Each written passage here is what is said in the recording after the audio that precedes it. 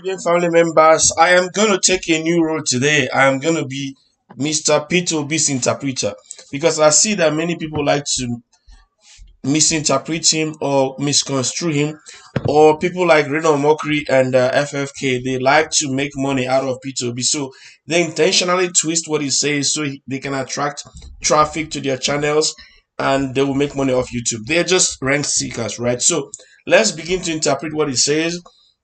And let's just start with the one that is the elephant in the room that nobody's talking about. Let's start with this one. Session and say he knows a governor who have 22 billion naira stacked, and nobody's asking about him. But we are stopping young people who are carrying computer and questioning them and calling them names. So we're going to stop here and talk about this. So there's a man who comes to a television station and says he knows a governor who stacked 22 billion naira somewhere. This is not making the news. Nobody's talking about it. Not even these guys who are rent seekers on Twitter. They're not even talking about it.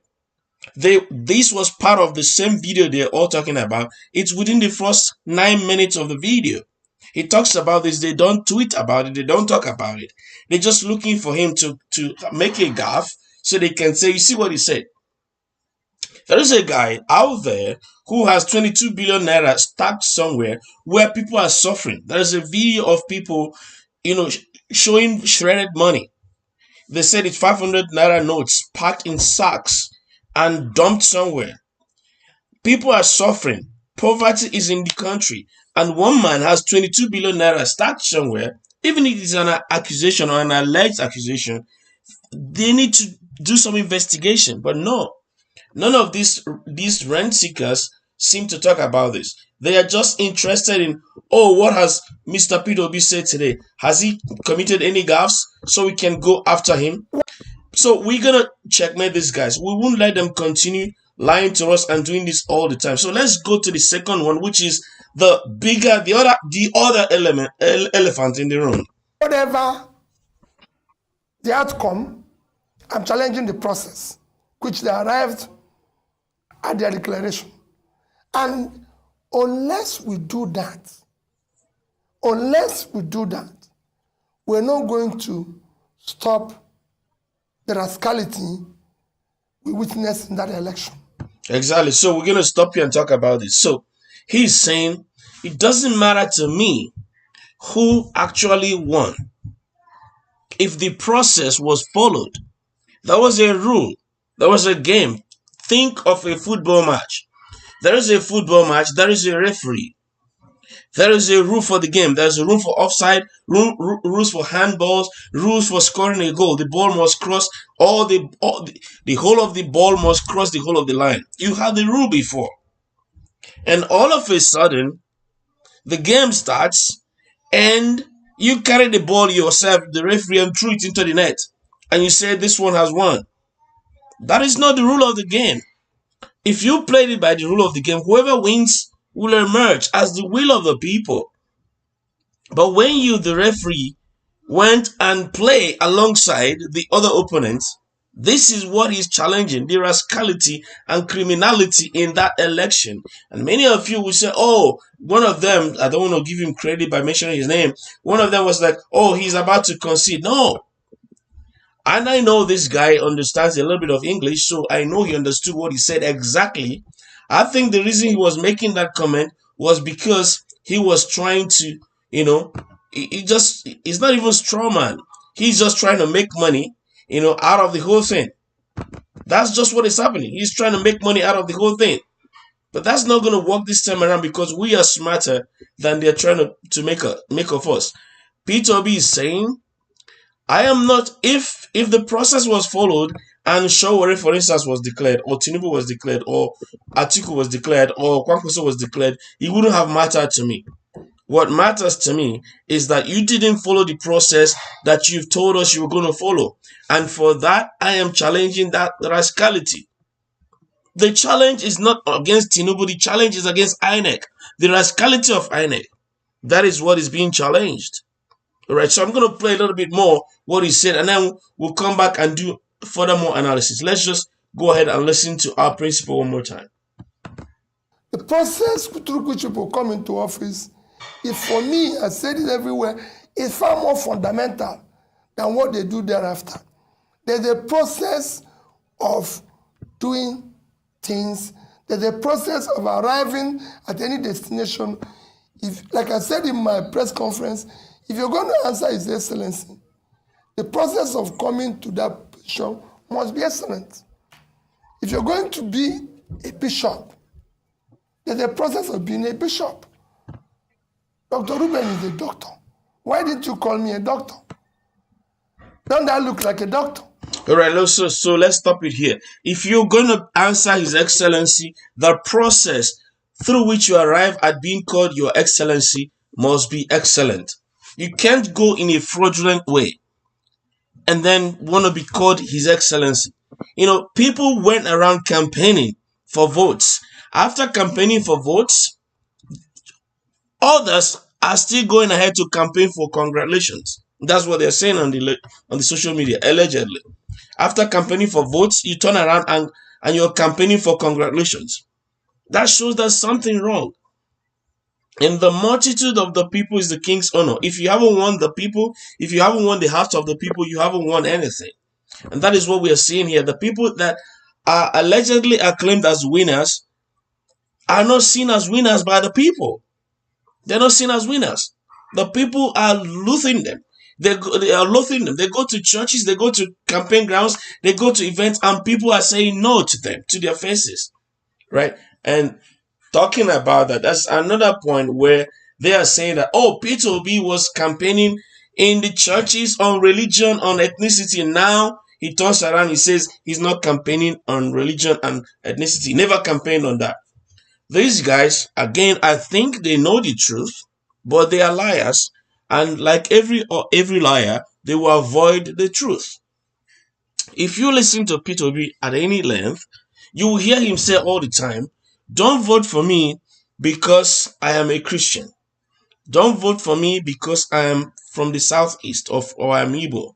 Vote for me because I am competent, I have the capacity, I have the credibility to deliver.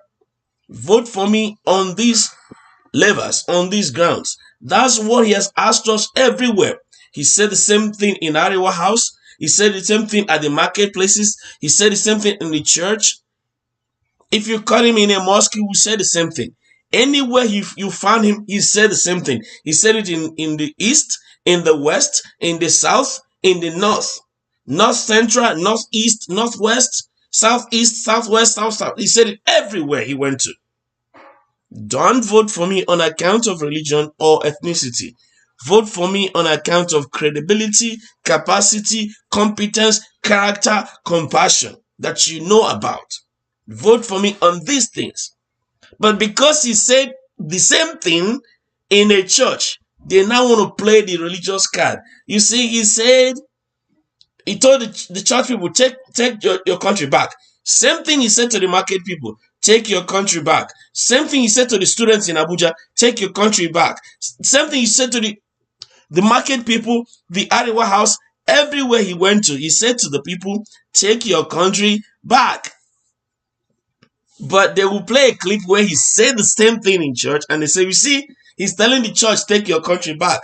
They will not play the clip from Arewa House. They will not play the clip from the Emir's palace. They will not play the clip from the mosque or from any other place he went to. They will not play the clip. They just want to attach him to religion. But that has failed, right? Someone said on one video that Badebo is Igbo. His wife is Igbo. He is Igbo. We cannot give Lagos to Igbos. Listen, Tinubu is Oshun. He's not from Lagos.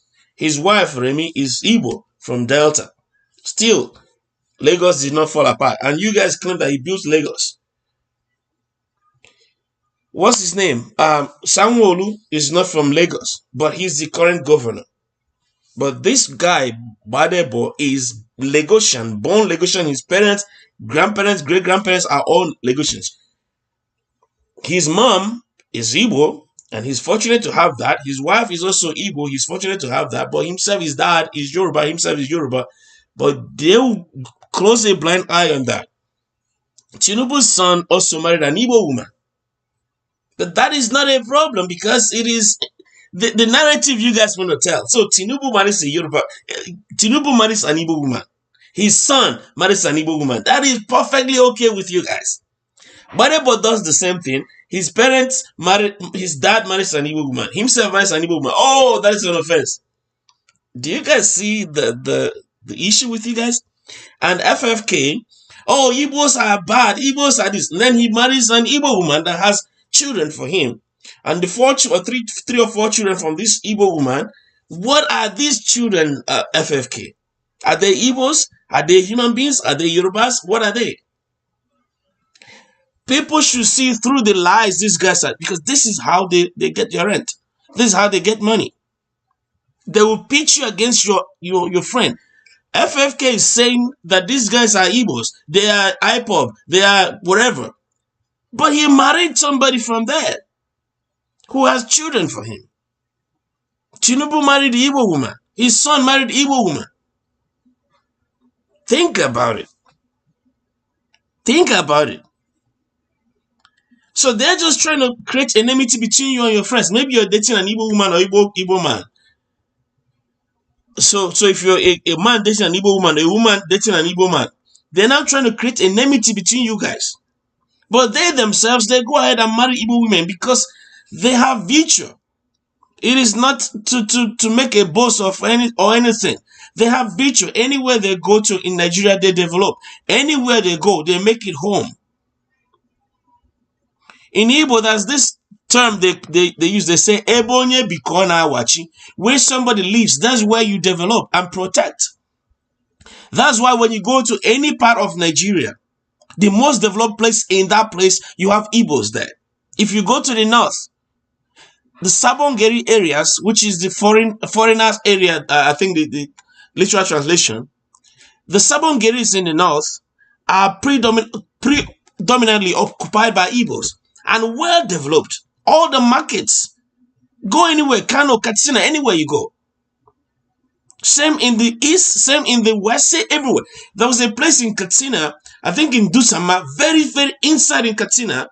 When you go to Dusama, you will see there was one remote area in Dusama, there was only one chemist there. That chemist there was an Igbo man. I think he's still there, an Igbo man. Go to Katsina and Dusama, ask them. One chemist store in the whole village was run by an Igbo man. When we went visiting, he served us pap and other things. You wouldn't, even together at a point, our bus couldn't go anymore. We had to park the bus.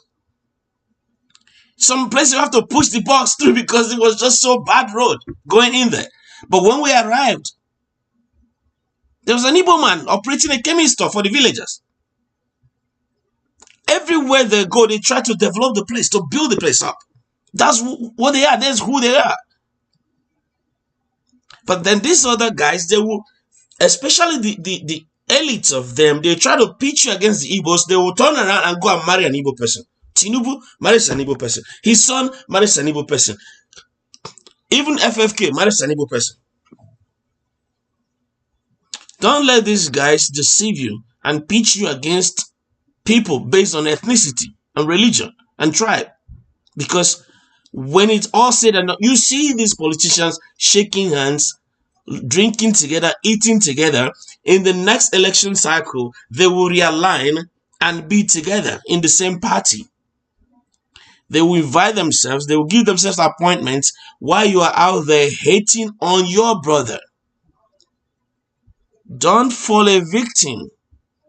Don't fall a victim. Right? Don't fall a victim to these guys. They will use you and dump you, and they will shake themselves, and they will hug themselves, and they will give themselves appointments, and they will marry themselves to themselves. You see APC, when Buhari's daughter was marrying somebody from PDP. They do this all the time, but they are political opponents and political enemies in one election cycle only. Their enmity lasts only through one election cycle. Then it is over. They get appointments, they get positions, they get paid back the money they spent in campaigns, and they are all good. But you are hating your brother, and they will use you. Don't let anybody use you.